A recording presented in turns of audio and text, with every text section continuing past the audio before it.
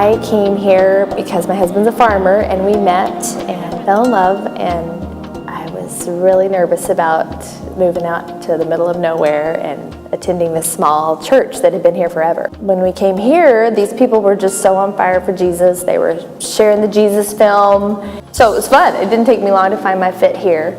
Plus we had missionaries. I mean, this church sends tons of missionaries all over the world. You know, long-term, short-term mission trips. I'd call it an on-fire church. I'd never been on a mission trip. I'm a nurse anesthetist, so I thought, well, someday I'm going to go on a missions trip.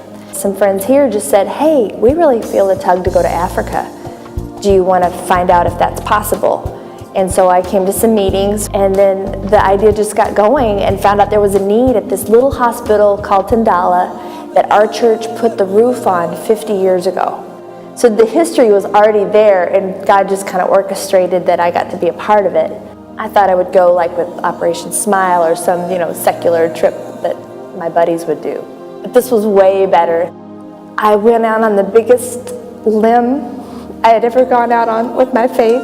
I was working solo in the operating room with these very sick babies that I had never ever seen in my own practice.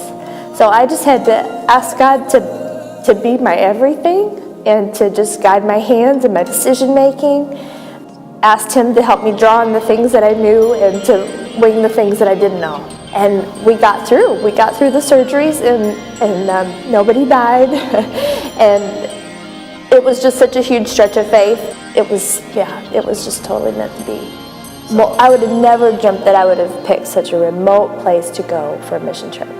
Rather than the organized trip where you take the team, you take the small hospital, you take everything you need. And we didn't do that. And I couldn't have been more happy that it went that way, even though I was just scared out of my scrubs most of the time. But my husband said I could never go for 21 days again. So it will be a shorter trip next time. Until you're there and you see the people and you smell the smell of the country you're visiting, and you get dirty with them, and you let them love on you, and you eat their food. It's hard to bond with a people group until you do that. But once you do, you're in love, and you find out if missions is for you. But you never leave the same, and you never leave the people that you touch the same.